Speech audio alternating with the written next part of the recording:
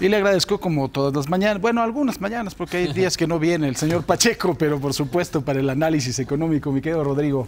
¿Por qué no me invitan? No, no es cierto, aquí estamos. Siempre, mi querido Paco. Oye, no, pues el informe sin duda, pues digamos que se mueve más en el terreno de las señales políticas que de lo económico, porque no se anunció nada, sobre todo porque es un presidente y una administración que comunica de manera recurrente, y entonces eso hace que el volumen, digamos, de las noticias que se anuncian en materia económica, pues es constante. ¿Qué destaca, digamos, aprovechando de la administración?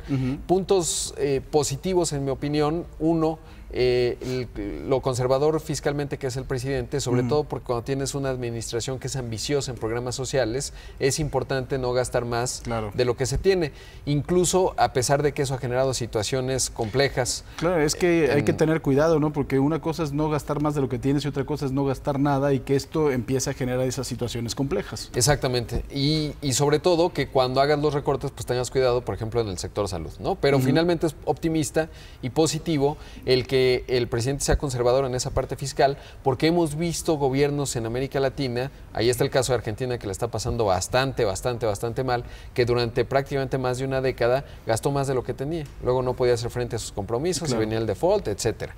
Eso por un lado. Dos, respeto a la autonomía del Banco de México, lo hemos repetido, no es poca cosa, sobre todo porque eso también garantiza que hay cierta estabilidad y estructura macroeconómica.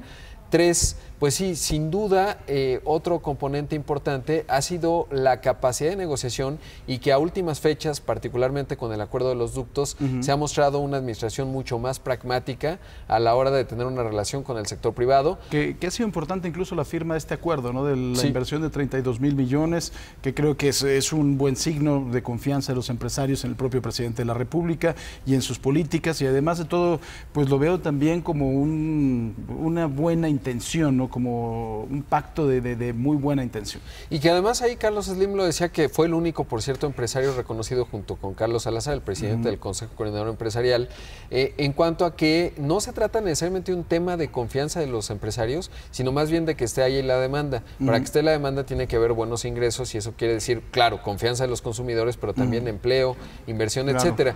Uno de los focos rojos, digamos, de la economía que se pudiera arreglar relativamente rápido, más allá de los factores externos, Estados Unidos, el proteccionismo, etcétera, tiene que ver con el sector de la construcción. Yo creo que ahí sí se requiere que se agilice, digamos, el gasto, no solo en obra pública, sino también permisos y definición de normas y políticas de cara a la edificación, ¿no? Sobre todo en lo que tiene que ver con casa-habitación. Lo vimos en la administración anterior, que también hubo un tiempo en que se tardaron en definir, por ejemplo, las reglas de reserva territorial, y en ese proceso las ya de por sí debilitadas desarrolladoras de vivienda se vinieron en una debacle.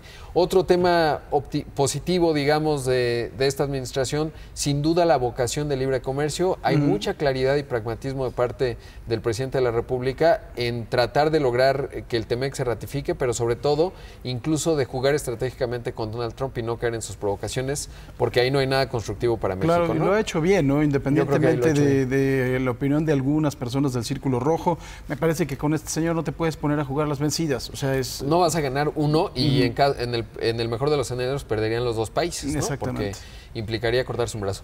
Y por otro lado, mi querido Paco, lo que no es tan positivo, pues esta discusión que se inscribe más dentro del discurso político que realmente económico, de no se requiere crecimiento, lo importante es el desarrollo. Lo dijo muy claro Gerardo Esquivel, ahora su gobernador del Banco Central, que probablemente ahora sería secretario de Hacienda.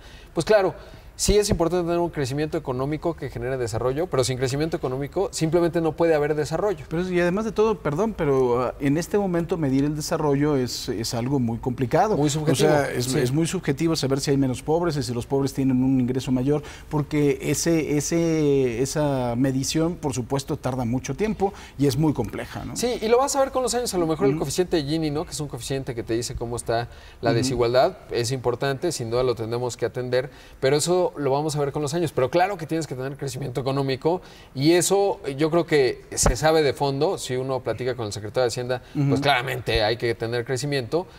No ayuda tanto en el discurso político, pues digamos, ese tipo de situaciones. Claramente México está creciendo menos de lo que debería. Claro, ¿no? Y eso es evidente. Eso ¿no? es totalmente evidente. Y evidente. no es culpa de un gobierno, de otro, sino también hay circunstancias externas muy complejas en estos momentos. Así es, mi querido Paco. Señor Pacheco. Gracias. Que le vaya a usted muy bien. Imagen Noticias con Paco Sea, lunes a viernes 5:50 AM. Participa en Imagen Televisión.